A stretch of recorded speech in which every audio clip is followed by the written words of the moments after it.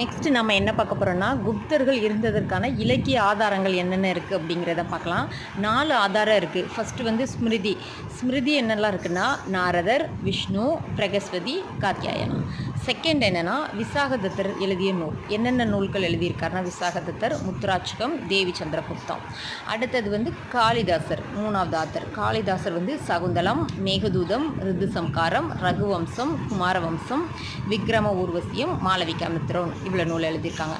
அடுத்தது வந்து யாருன்னா நம்ம காமாந்தகர். காமாந்தகர் என்ன நூல் எழுதியிருக்காரு அப்படின்னு பார்த்தீங்கன்னா, நீதி சாரம் அப்படிங்கிற ஒரு நூல் எழுதியிருக்காரு. இந்த நூல் எதை பற்றி சொல்லுது அப்படின்னா, குப்தர்கள் காலத்து வருவாயை பற்றி சொல்கிறது. இதுதான் குப்தர்கள் இந்தியாவில் இருந்ததற்கான இலக்கிய ஆதாரங்கள். இந்த 4 பாயிண்ட் மட்டும் போதும்.